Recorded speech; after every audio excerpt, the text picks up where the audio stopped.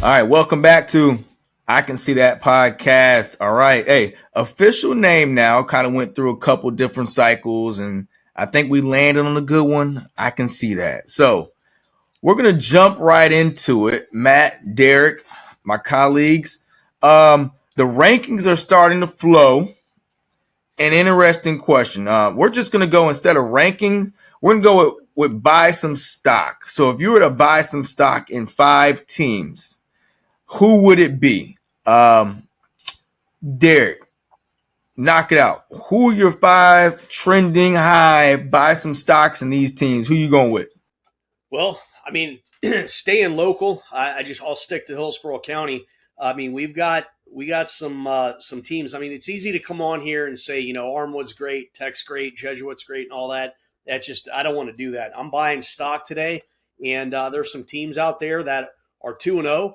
It's surprising 2-0 that I think can go on a nice little win streak. A team like Jefferson, they're 2-0 right now, and they could very well go on a 4 or 5 game win streak. We got a team in Alonzo, 1-1, but this team right here has a running back that had a breakout game last week that was super impressive. What's his name, Matt? Josh Andrews. Man, he came out, and I always speak about this, ability to pass, ability to run, kind of balance to the game.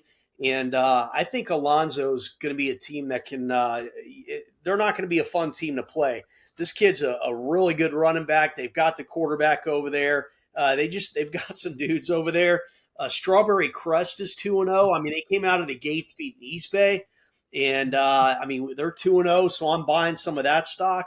I think Matt, you mentioned Leonard. I mean, there's some teams to buy stock in the area here, and Durant and Gaither beating Plant, but there's just some teams that are making some noise in Hillsborough County, and it's really good to see. Chamberlain's 2-0. That's good to see. They're gonna have a tough battle next week with Cardinal Mooney, state champ team, but. Congrats to them. But, those are some of the teams right now that could be worth a look. What do you think, Matt? Yeah, no, I totally agree with you. I'm loving seeing some of this stuff. Like you said, Alonzo has put together a great little team with their quarterback, Joseph Glennon, and their running back, Josh Andrews. I'm really proud of Strawberry Crest. That's the side of town that I'm on. And, they haven't necessarily been one of the better teams over these last couple of years. But this year, it seems like they really assembled a nice little group. I saw them out during the spring. I got to stop by their practice, and they're out there working hard.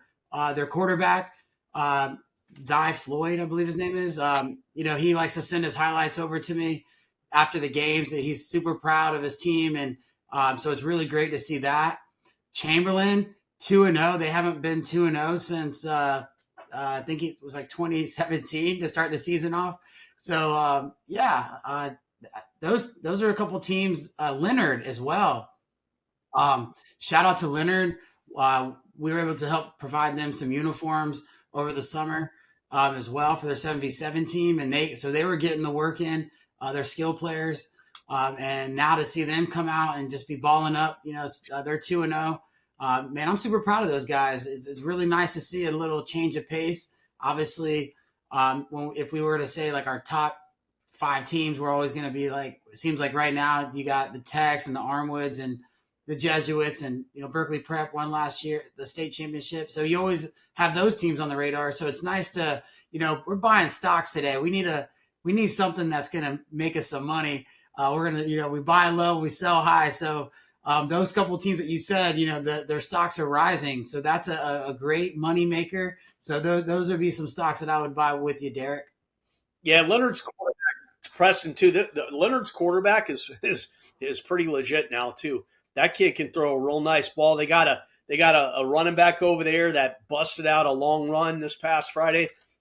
Coach lists him at 10.6 speed. I mean, that's just blazing fast. So, yeah, man, there's a lot of good things going on in the county. But what were you going to say, Preston? So I'm going to say y'all went high risk, hoping for a high reward. I like you got to play how to play the stock market, right? You're not going to make any money just going with, you with the Amazon stock. You got to kind of get that one. You got to kind of get Facebook when it's like $5 before it gets to like $1,000, right? Then you make your money. So I like all your lists, except I'm gonna go with stability. I'm gonna go with the long-term play and just let my money flow in, right? So I'm going Lakeland and Venice at 1 and 2. Probably put in whatever order you like. I think Lakeland is a cream of the crop right now. They're winning over Venice. They had a bye week this week, and then they got Lake Mary. Venice, 2 big wins. They hosted both games with Tech and then Miami Northwestern, but they're allowing too many points defensively. But Venice, they have to outscore people. That's what they like to do. So then you're going Venice. Look at my list. You got Armwood. I think Armwood is very tough this year. They've upgraded from last year, especially on the defensive side of the ball. I think Reese Brush is going to be a big-time playmaker for them, the junior quarterback, and he's got weapons on the outside, and then you got Pringle in the backfield. So I think Armwood's an easy number 3 for me behind Venice. Then you go in CCC. They don't get talked about enough. They go about their business, end up in a state championship game every other year. So I'm going to go CCC. And then we're going to end with Manatee. I think this could be the year to Kane with Manatee, with Coach Green down there. This is probably one of the most talented Manatee teams we've seen in a while. So I think that would be my top 5. And then some of the teams you guys listed, I would put in my underrated teams list. All right, I'd go with my underrated teams list. And I'm definitely going Leonard in that list. And just a shout out for some of these Leonard players, because I'm looking at the stats. Derek kind of made mention of a few of them just offensively. The quarterback, last name Mobley, 38 attempts, 21 completions for 422 yards. He's got 6 TD passes early. All right, rushing as a team, they've got 374 rushing yards, 2 ball carriers with over 120 yards. Okay, so that's Fields and Merritt. They're doing some really good things offensively. They're 2-0. Palmetto's also 2-0, and they're going to clash this season. So I like Palmetto and I like Leonard for my 2 teams. If I'm going to take a risk in the stock market, I'm going Leonard or Palmetto. Nice. Yeah, Palmetto's played 2 area teams. And I mean, we mentioned Venice. We mentioned some of these teams outside the county. There's just so much going on inside the county. But yeah, Venice, Tech tangled with them early on in week 1. And I'm wondering how good this Tech team is. Check this out. Their next 3 games, Armwood, Plant, Gaither. Man, that's going to – Tech has a chance. I want to see what they do over the next 3 weeks here. But that's one heck of a batch of games they've got up and coming. But yeah, man, there's a lot of good quality in the county. But yeah, they took Venice. I mean, they put up 40 points against Venice, and they lost that in a shootout. But I'm very curious to see what this Tech team does too. Kind of dropping their name in that batch of teams to watch out for too. But the biggest advantage Armwood has, I think, is that they play at home. They're going to host Tech. Tech travels very well no matter where they have to go. So it's not going to be like Tech is out of their element by traveling over to Armwood. They've got a great fan base, and that fan base is going to travel right over there to Sefner. But home field advantage still is home field advantage. And let's see, man, because both games last year for Tech and Armwood were good ones. Both games last year. I think it was a week 7 or 8 game, which Armwood won at Tech. And then Tech returned the favor in the second round of playoffs, going to Armwood, winning that game, eliminating Armwood from the playoffs. So there's a lot of bragging rights on the game with this I-4 rivalry, if you will. No doubt. That's going to be an interesting few games to watch play out over the next few weeks. Now, Matt, let me ask you this, because you've observed both teams. If you had to say there was an advantage one over the other, where do you see each team being successful? What team position-wise has an advantage over the other, if you will? No, they're very comparable, actually, and that's why it's going to be such a great little game this Friday night. 2 players like when you talk about Dallas, and then when I was at the Armwood game, Dallas with Tempe Tech. Now Armwood, they have Tyler Williams, and they both they both are very similar in a lot of ways. And if you didn't know the two of them, you would almost think it was the same player. I mean, they both even have like the same hair, like everything. Like they look very similar. And right when I got to Armwood at the Armwood Gaither game, I was like, man, this is like another Dallas, bro. He looked just like him. And Dallas is really, really good this year. He's balling out too. And then you have Tech. Man, it's going to be a good one. I don't want to say one way or another. I'm going, as kind of like middle grounds. I wish both teams the best. Obviously, I went to Armwood, so I always like to favor them a little bit. But on the show, I try not to like be biased and pick a team just because that's the school that I went to. I'm really trying to look at the teams, and it's hard to say which one is going to win because they both are so good this year. Like you said, the Armwood does have the little advantage of them being at home, but at the end of the day, Tech can travel. Tech has they have a deep wide receiver. They got plenty of guys out there, so I think it's going to come down to the trenches. How's the line's going to perform? Like which quarterback is going to have the time to be able to throw to these guys? Which running backs are going to be able to run? And it's going to be pretty comparable. I think it's going to go down to the end like it has the last couple years. But I do think that this game will be one of the best games of the year, like throughout Hillsborough County. I know we always, it's always a great game, but that's going to be a highlight game to watch. So quick cut, you guys put that together. We'll see some of these highlights. No, I'm excited to see that game. I really am. Yeah, if I recall right, too, last year, that deciding game in the playoffs came down. I mean, there were some big special teams play. There were some I think there was one or two pick six, there was just some turnovers, and special teams came up really big time in that game. So it's going to be a great game. We'll see what happens with it. Yeah. And it's easy to talk about good teams because they're good teams, right? Like everybody likes to talk about the good teams no matter the sport. So you want to talk about the good teams, the good programs, and that's where Armwood and Tech lie. And Friday should be another burner. I think with Matt is that whoever establishes the line of scrimmage wins this game. And it was part of the course last year. The team that established the line of scrimmage, Pringle in game one, Tech in game two in the second half, and actually Tech defensively established the line of scrimmage versus Armwood in game two. So they won the line of scrimmage on the defensive side of the ball. Armwood won on the offensive line side of the ball in game one last year. So whoever can establish the line of scrimmage is going to win this ball game. It's not even a secret. Both well-coached teams, so I'm excited to see it. Now, let's double back 2 steps.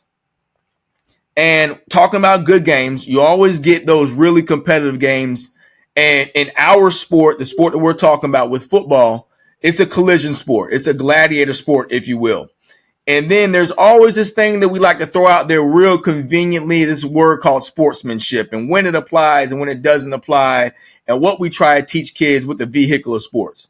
Well, you always have the end of the game handshake, which we would like to see camaraderie and the celebration of sports at all points and times. However, in football, when you've been trying to take somebody's head off for the last 30 to 48 minutes, end of the game handshake may not always be appropriate. So I'm just going to throw this out there. Could be controversial, could be a polarizing question, might not. Do you think that high school kids, at the very least, high school kids should be required to shake hands in a format at the end of a game? High school football athletes should be required to shake hands at the end of a competitive match. Yeah, I think so. I can actually think back. Speaking of the Tech and Armwood game, they shook hands after the game. But what was cool was like the Stroud brothers. One was on Armwood, one was on Tech. But there's a lot of players that play 7v7 together. So after the handshakes, they're snapping pictures together. There's a lot of friends on those teams. Obviously when during the game, it's like us versus them type of attitude. But, when the game's over and whoever wins, that's great. But I think it's just I think that's a great thing to do is to shake hands after the game. Yeah, no, I would I'd say positively. I mean, they do it in the pros. One of the best thing about watching hockey at the end of the series is when they line up after beating the snot out of each other for 7 games, and they line up and the handshake. It's they do it in the NFL, so that kids need to learn at a young age, composure and the respect of the game. I think that's a big part of it. And if they can't handle that and keeping their composure, it's but I think it's a good thing. So I that'd be saw my a 10U game this past weekend, and a little fight broke out. And even at the end of that game, they all shook hands. It's like during the game, it's total war, but after it, it's like, hey, it's all love. I'm going to hedge my bet, and I'll go on the side of I think the coach should be allowed to check the pulse of his team first. I think they should be able to get their kids on the knee, check the pulse of his team, say what he needs to say to his team, calm the emotions down, especially if it's one of those end of the season losses. It's a big time rivalry game. The kids have been chippy throughout the game. Some crazy stuff's probably been going through the week, and there's that get back that's going to happen. I think the coach should be allowed to check the pulse, look over at the other sideline at their coach, and they give a thumbs up, thumbs down. Coach, we're good. We're good. Yeah, we're good. And let's walk over and let's shake hands. And if you think something's going to go down, hey, coach, I appreciate it. Hey, I'll call you tomorrow, let you know what's going on, but we're going to stay on our side right now because I'm getting the pulse of my team and something may jump off. Only because we've seen it. All of us have seen it happen. Now, I do agree that we need to teach kids composure, but I do think there needs to be a decompression time, right? We need to come down off this high horse, whether or not we won or we lost, before we send our kids over to shake hands with kids who they've been battling and somebody's going to shoulder behind at the end of the game. So I guess I would only say that maybe we need to build in a decompression time. Just give us, coach, y'all talk to your team for 10 minutes, and then we'll come across the field and shake hands after I've calmed my boys down and you've done the same with yours.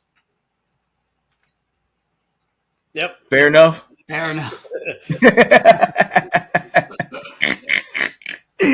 Fair enough, because I've seen it both ways. I know the reason of the sportsmanship and why we need to teach sportsmanship and how we're going to teach it. I just think it could go the other way. It could go left.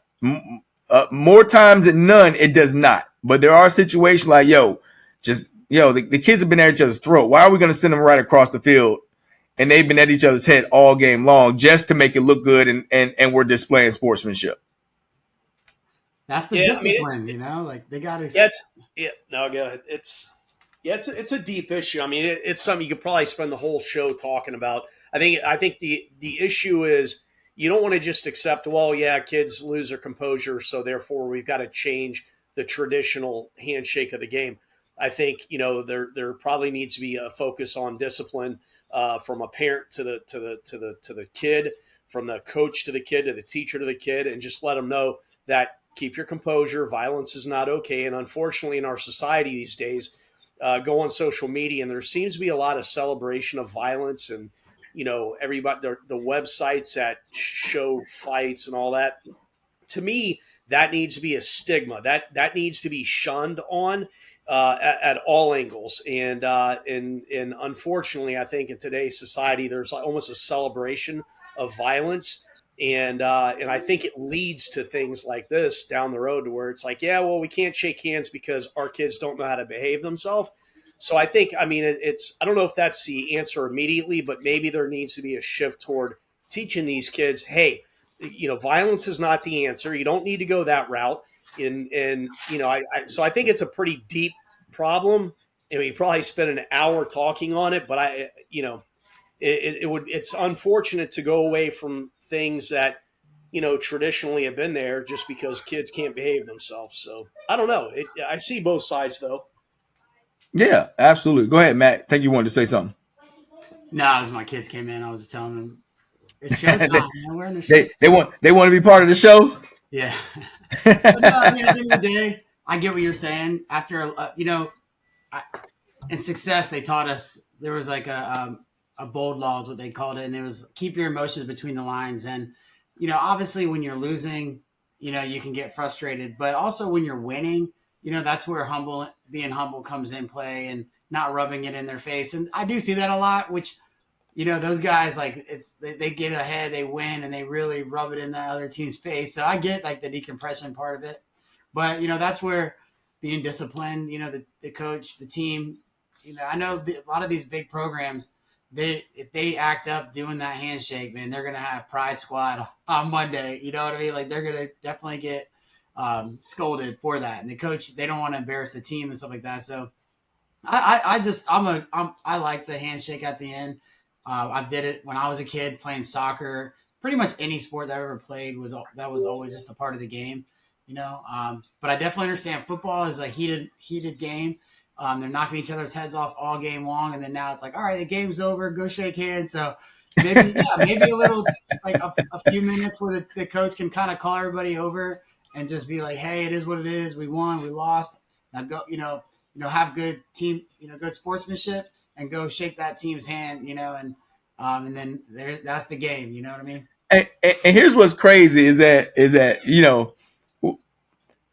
we as adults can get on our high horse and say, hey, you know what?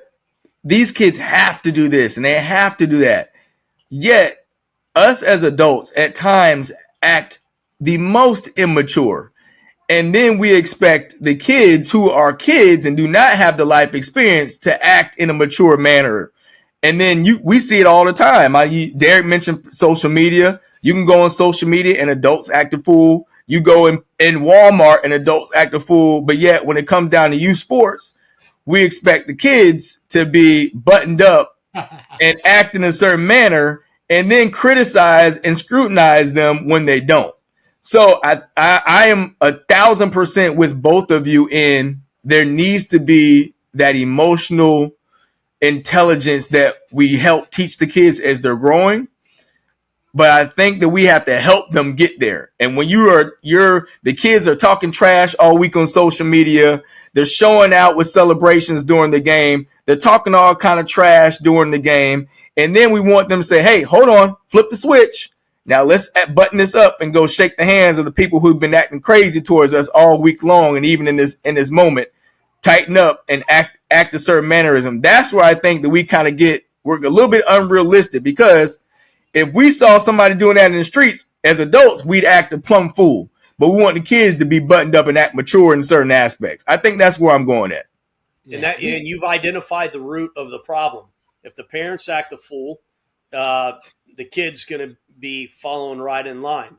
So now we've gotten to a society we just accept, well, parents are foolish, and therefore, the kids are, we can't walk the kids across the field because the damn parents don't know how to act in the stands.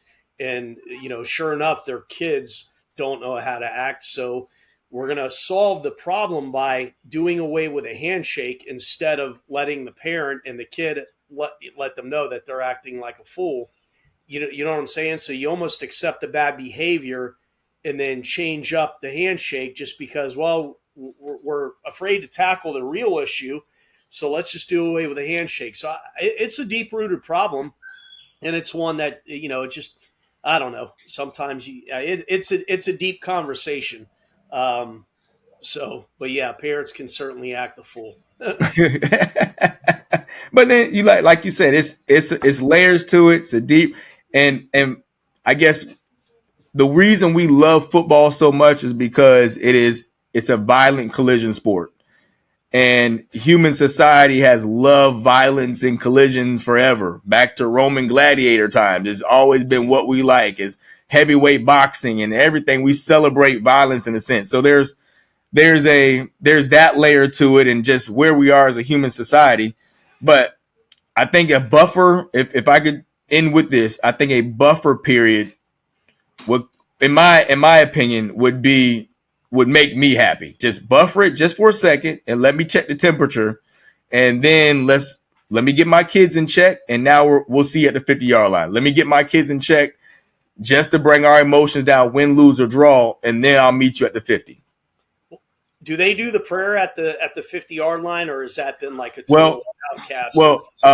I don't get me to lying, but there has been an issue with church, with school and religion, and there's some separation there. I think there's voluntary whether or not they want to participate in that in such manner.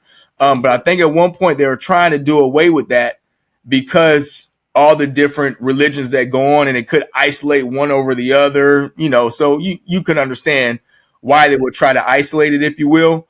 But I don't know if it is a good question. We're to bring somebody on here as a guest. It might not necessarily be allowed. I think teams do it and may just risk the consequence, but I definitely don't think it's not enforced. They don't enforce it. Oh, no. Well, the answer is they don't allow it. And I could be wrong on that, but I believe it's not even allowed. But you see how it can become a very kind of a deep conversation. We're talking about a cool down period. And it's like, well, hell, I don't know. So interesting conversation, no doubt. But yeah, absolutely. One thing I noticed, we were kind of joking around some of the media guys last week, is the second half of the cheerleaders. They cheer the first half of the game, and then they actually, both teams get together and they get their little circle going behind the field, and then they're all cheering together. So like the two schools come together and cheer together. And I do see most teams that I've been to, at least this year, I wouldn't say they pray together necessarily, but most teams are, I think especially in the South and Florida and the Tampa area, there's still, a lot of people, there's still a lot of religious people, and they, people, they have their prayers. That's for sure. I know Armwood definitely prays before their game. Gaither last week, they had all their teams broken up. Everyone was saying a little prayer. I love it. I'm a man of God, so I don't mind it. I kind of see them saying, that's pretty cool stuff. Now, after the game, the team's coming together and doing it. I think that's where it's like, hey, they don't know the other team and what they've got going on and their religion, and so they try not to probably mix that like that. I've also, when my son was playing flag football, they didn't necessarily pray, but they did bring the teams together, and they would pick like, I think that's in Tri-County youth football. They'll pick like who the player of the game is. They'll give them like a little, like not a trophy, but a certificate. They'll get, a couple kids on each side of the ball.